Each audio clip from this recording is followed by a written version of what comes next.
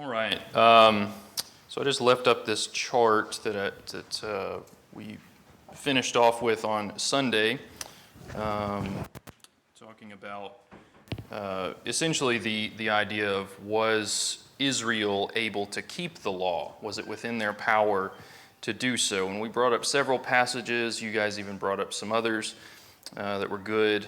And we essentially came to the conclusion, yes, they could. And it was as a result of their stubbornness, their hard-heartedness. They wanted to be like these other nations. They forgot God, and they themselves were unfaithful to God. These are the ways in which they failed in keeping the law. But I don't have, maybe I've got, maybe not. I did have just a couple of other things to mention there, that of course, even in the Old Testament, there were prophecies that foretold that God would make this new covenant with his people, have a new heart or put a new heart in those people. Ezekiel 36, for instance, Jeremiah 31, the new covenant written on the heart. Hebrews chapter 8, for instance, we've mentioned this in other contexts, that Christ is the mediator of a new or a better covenant. And so essentially the law is good, it is right, it is holy. It is his people always, and I guess we could just summarize, it is just people generally, mankind, that refuses to obey in their own stubbornness and in their own sin. So just wanted to pick up there as we move in, keeping that reminder before us as we talk, quite frankly, about a lot more rebellion that's going to happen in the book of Numbers. So we come back to Numbers then. This is the final question on lesson 10. By Numbers 10, 11 through 13 there, how long had the people been at Mount Sinai? What did you find there? You may have either done some calculations yourself, or maybe you just looked at the Waldron book and you're able to deduce that, but what do you have for that? About 11 months, so almost a year, not quite a year. So Exodus 19 and verse 1, Israel arrives at Mount Sinai. So this was the third month after the people first exited Egypt. Chapter 40 of Exodus and verse 7, the tabernacle was set up in the first month of the second year. So that's the second year since they had left Egypt. And then here in Numbers 10 and verse 11, they depart Mount Sinai in the second year, in the second month, on the 20th day. We even get the day there. So again, 11 months. And the Waldron material goes through this as well. The book of Genesis, by far, covers the most history out of any of the books, and even books combined we might put together in the entire Bible. 2,500 years of history we're talking about just in the book of Genesis. But from Sinai to departure, we've gotten a few books, and we've gotten a lot of narrative, a lot of laws laid down. They have, and I think I've got this maybe up here on the chart, they had received the law. They had received instructions for tabernacle worship and construction, even how they were to set it up, how they were to take it down when traveling. We've talked about those things. And they have also, of course, learned how to live holy lives as God's people. And all of that takes place before they take, and I think the Waldrons even phrase it this way, before they take one step towards the promised land. All of this has taken place. God was wanting to be sure that his people were ready in all of these ways before they entered the land.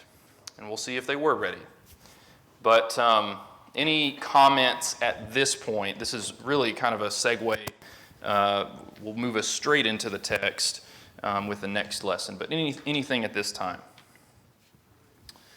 All right, lesson 11 then. The journey resumes. So at this point in our study, it has revolved a lot around the idea of preparation of the land, preparation of the people, more importantly, as they enter the land. They've been at Mount Sinai all this time, And that, again, is our context. So, question 1. In Numbers 10, Israel finally departs Mount Sinai, moving toward Canaan. And I made a note there. Notice that their marching order of departure is in accordance with how they were to make camp that we saw in Numbers 2 through 4. So then, as they departed for Canaan, who or what led the people out? So what did you have for that? The cloud, okay, good. Pillar of cloud, and that would typically be what it was. That seems to be the indication that that's nearly always what it was, as they were traveling by day. And this, of course, represented God's presence. And I think in the material that I handed out, I didn't make this correction as I was going back over it. I think I still had reference verses 31 and 33 there of chapter 9. I meant to say chapter 10, so hopefully that didn't mess you up too bad. But I think we could also include a couple of other items in terms of what led the people, that is, those things that went ahead of the people. So what were those things? So we've got the pillar of cloud. What are a couple of other answers we might give in that direction? We've got the pillar of fire, right? The Ark of the Covenant.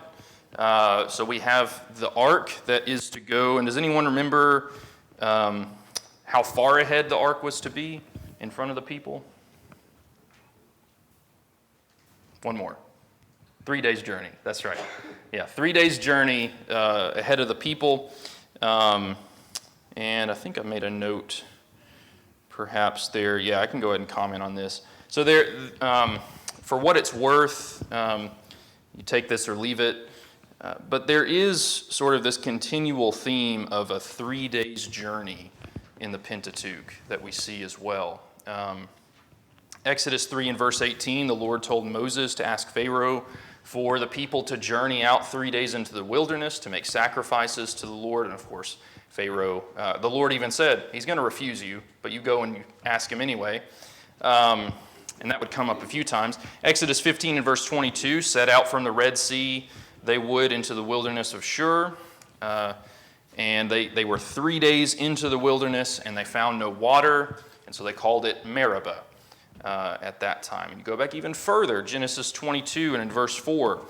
On the third day of journeying to the land of Moriah, Abram looks up, and he sees this is the place where he is to sacrifice his son Isaac. It's on the third day. But again, you can take that or leave it. What I think we should focus more on with the 3 days with the ark is there does seem to be another theme of God leading his people, guiding them into the promised land. But there does also seem to be, quite obviously, this separation between God and his people. A 3 days journey he is ahead. Now, at the same time, I've already mentioned, you've got the cloud, so I think they would still be able to see that, wouldn't they? But it's the idea of, yes, God is guiding you, but as he's going, or as God has already said, and he will continue to say, you are a stubborn people. And so maybe there's still some of that separation there between himself and Israel. There's one other thing we might mention of who kind of went ahead. And the Waldron material gets into this a little bit, but who else goes before the people? It's inferred.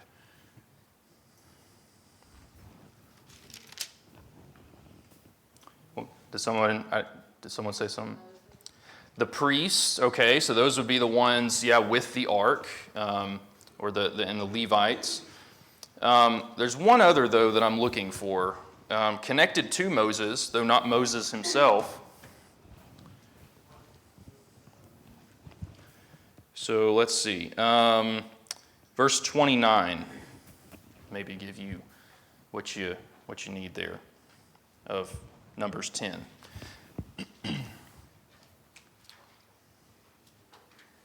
So who is mentioned in this text that Moses is talking to? Moses' father-in-law?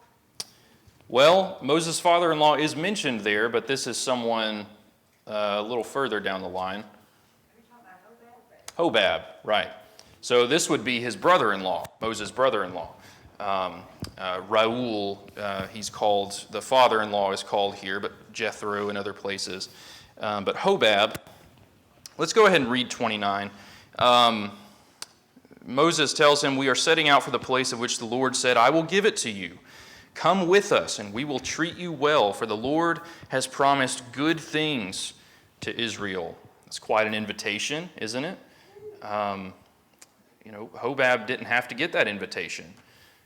He was a foreigner. He was not, as it were, a part of the native people of Israel. But verse 30, he said to him, "I will not go, but I will depart to my own land and to my relatives." So Moses said in verse 31, "Please do not leave, inasmuch as you know how we are to camp in the wilderness, and you can be our eyes," is the way that he phrases that. And the Waldrons get into this as well. That's really, after verse 32, that's really the end, at least in this context, of Hobab. We don't see any more of him. But you go over to the book of Judges, in Judges 1, and I think I've even got the quote here. Yeah. So this is on page 153 of the Waldron material. Though Hobab's answer is not given, it is evident that he did as Moses suggested, because his descendants, the Kenites, are found later living among the Israelites. That's Judges 1 and Judges 4. We have those references. So maybe he came around in the end and went ahead. And so he was, in that way, eyes for Moses and the people. So all these things guiding them into the land. But most importantly, what we want to remember is that God is leading them. He is leading them to what he's promised. Anything else on question 1 of this lesson? Thought I saw a hand. Okay. Question 2, then. And as always, Abby has revealed my inefficiencies in question asking. So maybe this one wasn't too confusing for you, because after reading it again, I'm like, yeah, maybe I could have worded that one a little bit better. But I'll read it, and then I'll maybe give more of the sense of what I'm looking for. Contrast the order in which they left Mount Sinai with the scene at Mount Sinai when the law was first given. And I ask you to look back at Exodus 32 and verse 25. Essentially what I'm getting at is we have this orderly way, this orderly manner in which the people leave Mount Sinai, and we contrast that with what we see back in Exodus 32, and what do we see in terms of order and orderliness? Chaos. I'd love to hear some different translations of that particular verse. So let's go back to Exodus 32. Just look at this for a moment. So this is Exodus 32:25. This is the New King James. "Now when Moses saw that the people were unrestrained, for Aaron had not restrained them, to their shame among their enemies." So does anyone have a different rendering of that text, particularly looking at unrestrained? The people were unrestrained. A different word for that. Yeah. The ESV says, "And when Moses saw that the people had broken loose, Mm-hmm. Aaron had let them break loose to the derision of their enemies." Yeah, they had broken loose. That's kind of the idea of they're kept in order. They're linked up, and then they break free of that. Anyone else have a different translation there? The old King James says naked. Wow. Yeah. They were naked. Yeah. Aaron had made them naked under their shame among the enemy. I think that gets to the core of what this does. And the text even says, to the shame among. I think Mike's Well, I'm getting the red light here. I'm going to remove that, so maybe we can do without for now. I think it's cutting in and out, and my battery's dying. Yes, so they were naked, shown to be naked among their enemies, and this brought shame. This brought great shame to them, and that does get to the core of what we're talking about. I wanted to look at that word just briefly here. So broken, loose, a few other. This is not used too terribly much in the Old Testament, this particular word, about 14 times I think it is. And I wanted to see, there was a couple other places. It's used a lot in the Proverbs, this particular word. So just to give you a sampling, thank you, Joel. Just to give you a sampling, so Proverbs 1 and verse 25, because you have ignored all my counsel and would have none of my reproof. So that word ignored is the word we're looking at. This is the ESV that I'm reading from currently. Another place, Proverbs 8 and verse 33, hear instruction and be wise and do not neglect it. That gets to one of the definitions of this particular word. And let's see here. Proverbs 29 and verse 18 is the last one I'll give. When there is no prophetic vision, the people cast off restraint.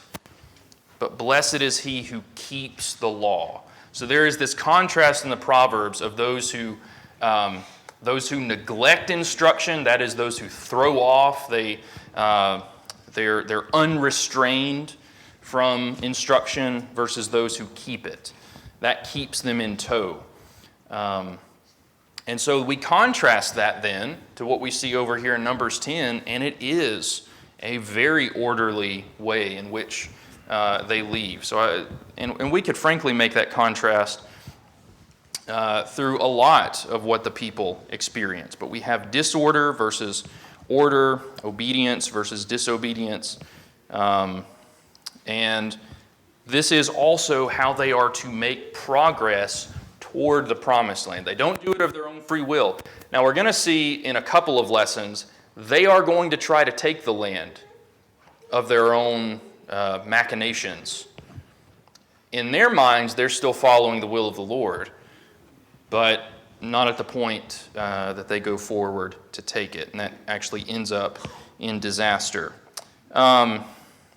Anything else there on that contrast with Mount Sinai? All right, this is question 3 then. After only 3 days of travel, what pattern of behavior appears again amongst the people? So let's start there. How do they react as they're not long into this journey? Grumbling and complaining. Again, right? You talk about themes in this narrative. That is a theme that comes up again and again and again. They had already grumbled back at the Red Sea in Exodus chapter 14, where they say, "Why have you brought us out of Egypt?" They've just left. They're there at the Red Sea. Well, it would have been better for us to be slaves at least in Egypt. We could have died there rather than dying here in the wilderness. They grumbled 2 chapters later in Exodus 16. They're now, I think if I've got the calculations right, 2.5 months into their journey from Egypt, and they say they're going to die again. And this time, they say, well, we had pots full of meat, and we had bread to make our bellies full. We had all these amenities and all this comfort.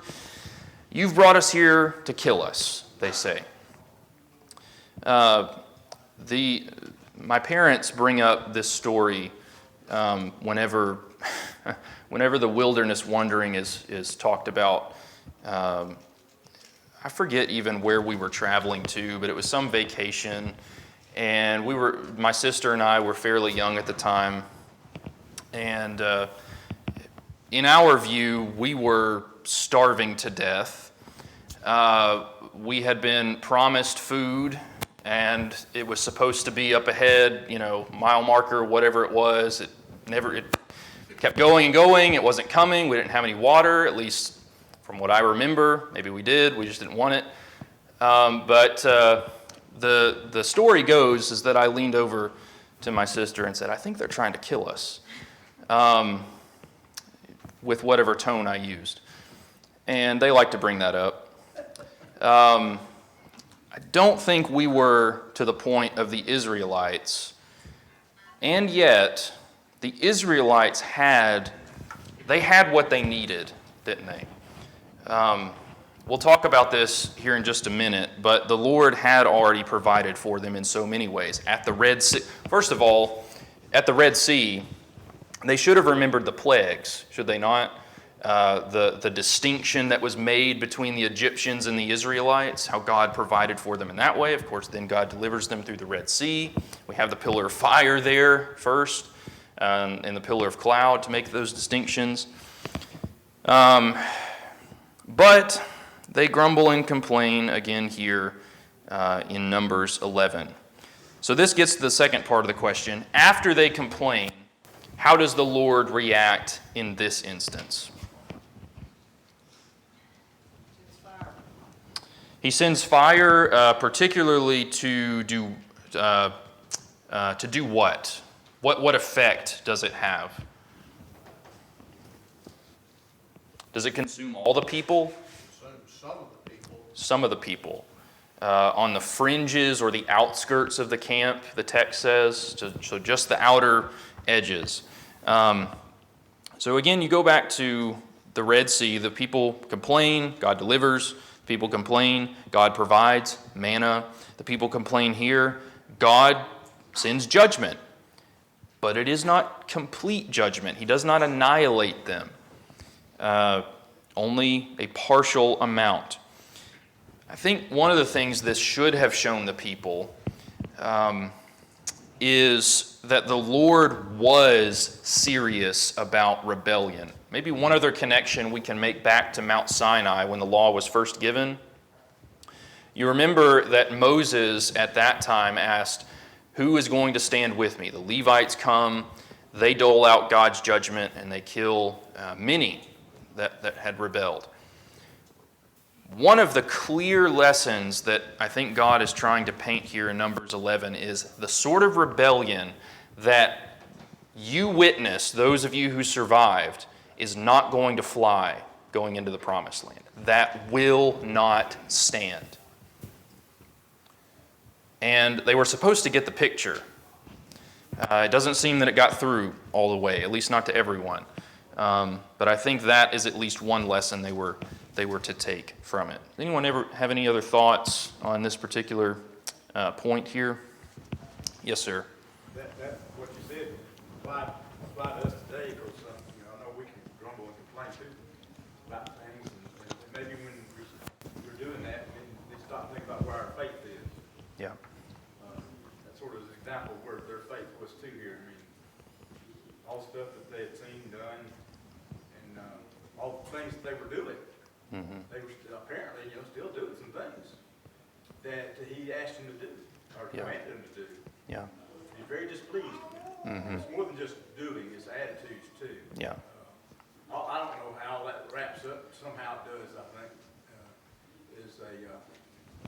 There's a sweet aroma, as we say sometimes, I think, going on. Mm-hmm. Yeah. They were being obedient to a point, and even at times I think the indication is they were doing it wholeheartedly. But as you're pointing out, not here. That attitude was not persistent or consistent in that way. And so yes, that's a great point. We need to check ourselves for that. Yes, sir. Just a quick point. It's interesting. What were they complaining about? We're not told. A little later, in another occasion, they talked about food. Maybe it was the same thing. Maybe, I think it was Calendelius who said, maybe this was just a general malcontentedness, And it happens, as you pointed out, they're punishing, God punishes the outer parts of the camp. Maybe that's where this particular mouthing was centered. Right. That would, not specify, but that would make sense. Mm-hmm. But this is a good passage, as you're pointing out, to remember. We just become full of complaints and grumbles about everything. we're certainly not being thankful Yeah. for the many things we are blessed with. And so the Lord makes it plain, Tabara, Yes. how he feels about that. Right. And yeah, I mean, this theme is going to be, there's going to be some repetition again with the story. Not with laws given anymore, but with what the tendency of the people is. But we're also going to see consistency with God's character, which I think is important. And that's another lesson that we're meant to take away.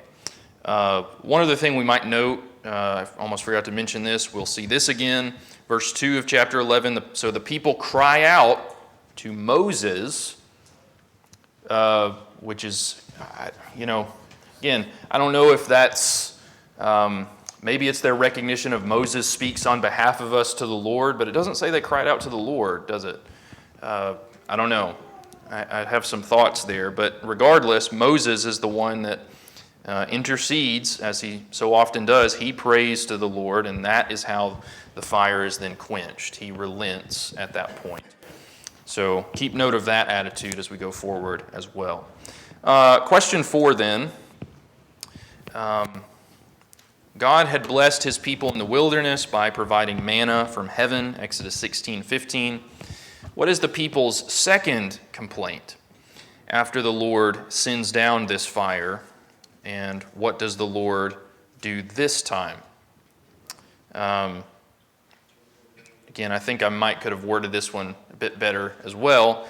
But let's start here. What is the people's second complaint? Yeah, who's going to feed us some meat? Which gets to some of what we were talking about just a minute ago. Verse 4, I know this has been pointed out by many. New King James says, now the mixed multitude who were among them yielded to intense craving. Someone have a different translation of that, of the mixed multitude? The rabble. So the rabble or the mixed multitude who were among them had greedy desires. There does seem to be some indication. Certainly there was this mixed attitude amongst the people that was not welcome to the Lord. But there may also be an indication that there was some outside influence from other nations within the people of Israel. So particularly, we know that there were some Egyptians that had been traveling with the people, that had assimilated in some way. This is given throughout the law for the sojourner and for the foreigner, that there's one law, you are all to keep these things. But there is a prevailing thought here, it seems to be, that they are greedy for this food. They want food. And they don't want the food that God's been providing, because what has he been providing? He's been providing this manna every single day, except the Sabbath, that they were already the previous day to have gathered a double portion. So they would have that on the Sabbath. But they have food every day of the week. And the people complain, and they go back to Egypt again. And what do they say about Egypt in this instance? When they were in Egypt, they had plenty of food, plenty of meat. They had fish, and it is interesting. They say, "We want meat, fish." That's where the meat stops. We want fish. We had cucumbers, melons, and I've heard it said by a couple of I get maybe some of the other fruits and vegetables, but leeks, really? They long for the leeks? I guess so. Onions, garlic. But now their appetite is dried up, the text says. Now all they have is this manna, this mangy manna. They viewed it. So the Lord hears their cries, and it is interesting the way that the text phrases it.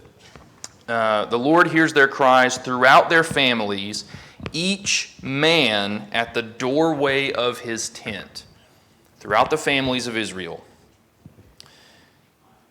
What seems to be indicated there, fathers, husbands, they were the ones leading their households in this rebellion.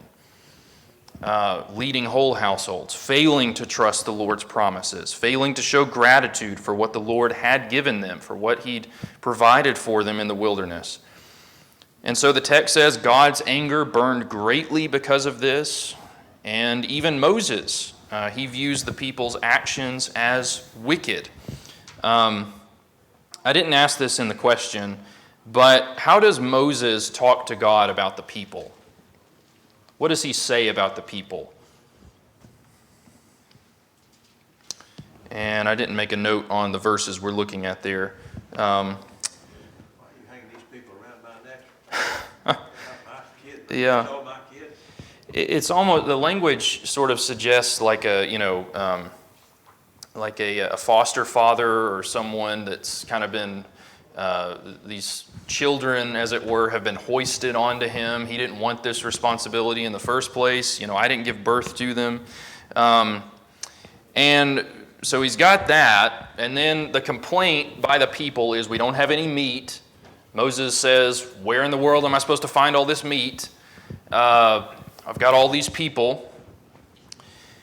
And Moses ends that sort of monologue by asking the Lord to just end him right there. Just take me out. I'm done with this people. When we read that, that seems like Moses is being a little bit harsh there. But the Lord doesn't, he doesn't act harshly and kind. How does the Lord respond to Moses, if you remember? And this is part of the response. What does he do for Moses? Giving some relief, some assistance. Yeah, he says, gather these men, these prominent men, 70 elders, bring them to the tabernacle. And the Lord tells Moses, I will come down and I will meet you there along with those elders. My spirit that is on you, it would be upon them as well. And this is something we've seen similarly. You remember Jethro, Moses' father-in-law, had suggested something similar. You can't do this alone. You need others to help bear these burdens.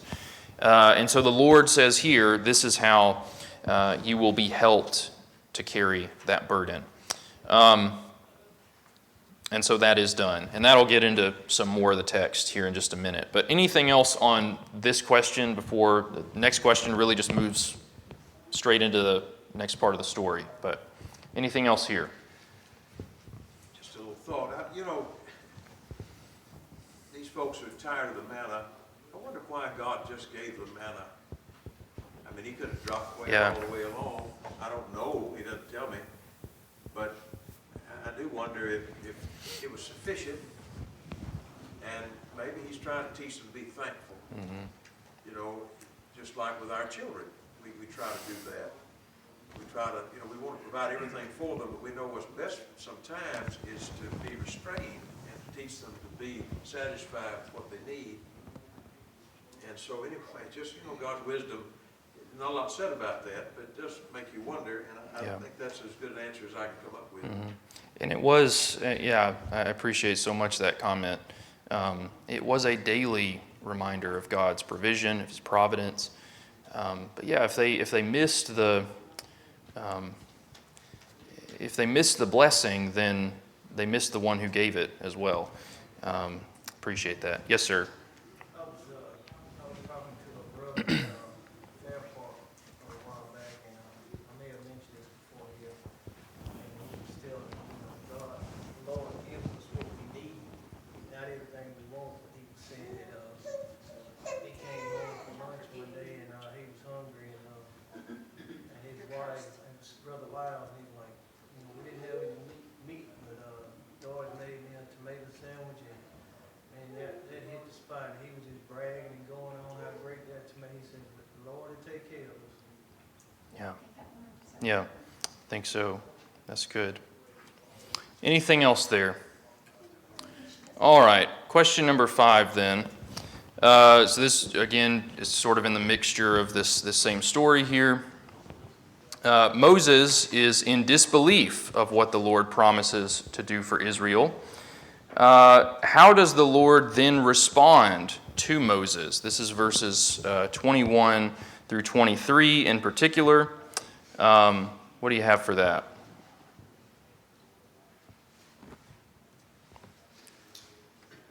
Watch and see Yeah. What's that? Yes. Has my hand been shortened? And let me see if I've got, yeah. Is the Lord's hand shortened? Now you shall see whether my word will come true for you or not. And he further tells Moses that he's going to give them meat to eat for a whole month. This will happen till it comes out of their noses and it becomes loathsome to them, makes them nauseous, makes them sick, some translations say. And I think it is important to note that at this point, in verses 21, verse 23, maybe it is. Maybe it's, I've lost the place there. Well, regardless, I think it is important to note that the Lord viewed their desire for the things of Egypt as rejecting Him. So if you desire these things back from where I delivered you, you are rejecting me. Moses further responds by saying, there are 600,000 of us on foot. So some have been killed at this time, obviously from other judgments. Moses says, where in the world is this meat going to come from? This is another thing he's brought up before. He even mentions that the flocks and the herds that we travel with, this is not going to be enough. Even if we slaughter all these animals and we have this for meat, it's not going to be enough to feed the people. And so then, as has already been mentioned, the Lord gives his response. Wait and see, essentially. Maybe one of again, Moses could have looked back. Have you forgotten the 10 plagues? Have you forgotten the Red Sea? Have you forgotten the waters at Meribah? Have you forgotten the sun standing still, as it was, where your enemies were defeated? You will see whether or not these things come to pass. Stand still, see the salvation of the Lord. Some words that Moses himself said back at the Red Sea. To come back to the elders, then, what we mentioned previously. In 24 through 30, we've got about 5 minutes left. So again, God does not scold Moses for asking for help. He responds with this solution. And initially, the Lord says 70. But in the course of this narrative, what happens with those so the Lord's Spirit comes upon these individuals, then there's a couple extra, and what happens there? Someone summarize that for us.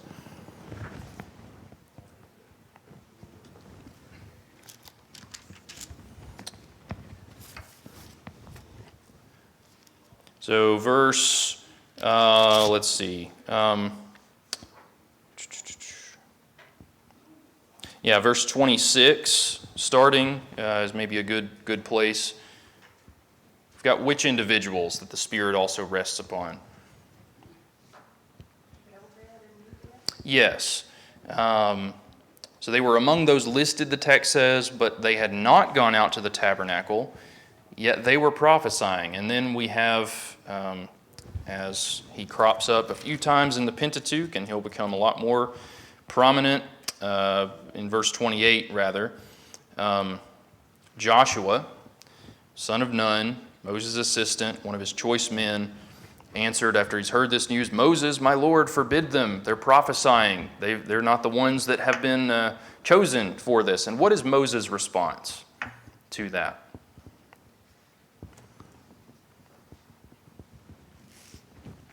Jealous for me. He Yeah. said he wished the Lord would put his Spirit on everybody. I wish that all the Lord's people were prophets, that he would put his Spirit in all of them. It's almost as if Moses says, keep in mind the context of the conversation that he's been having with the Lord, what the people have been doing, all those things. It's almost as if Moses is saying, I wish that the whole congregation of Israel behaved in the way that these 2 extra men are behaving. I need all the help I can get. They were unified in this way. Instead, The majority of the congregation, they're rebellious, they're disloyal. Moses was grateful for the help that had been sent by God. A people that were led by God's Spirit. Maybe one connection we might make to that, or a couple. There's a lot of references in the Old Testament of God's Spirit leading this new people through this new covenant. Jeremiah 31, from the least to the greatest, the law written on their hearts. He would pour out his Spirit on all flesh. Joel 2, Acts 2. And so, Moses is grateful for those things. I think we'll wrap up with this thought. The Lord promised that he would send meat. How does that manifest itself? What does the Lord do? How does he fulfill that promise? He sends quail, and you remember how he does it? It says this great wind blew all these birds in. That would be a magnificent sight, and I forget what the actual calculation was, but I mean, just droves of quail, unimaginable, plenty of food for the people, gave them exactly what they wanted. And yet, what happens? So he said he would give them enough for a month. I think that's evident that it would have lasted him a month, but was it day 1 or day 2, when the meat was between their teeth, the Lord sent a plague to kill those rebellious people. And I'll finish with this. This is a quote from the Waldrons. I think this is 155 here. They say the quantity of quail goes far beyond what could normally be found, so the power of God was abundantly demonstrated by this event. His mercy was richly bestowed upon the people, but when they were blind to the significance of the miracle and oblivious to the mercy of God, he struck them with judgment. Instead of marveling at the power of their God, and instead of being deeply moved by his gracious mercy, all they thought about was their hunger for a different taste in their food. That goes back to verse 4. They were greedy for this. This story certainly contains a warning for our blind and cynical world. We must be grateful, and we must express our gratitude for God's blessing. I think that gets to the core of what the Lord was disappointed in, that the people did not learn. They did not learn gratitude. All right, we'll stop there for this evening. So get ready for question 6 on Sunday. New lessons are in the back, so if you don't have those, please pick those up, and we'll get into those on Sunday. Thank you.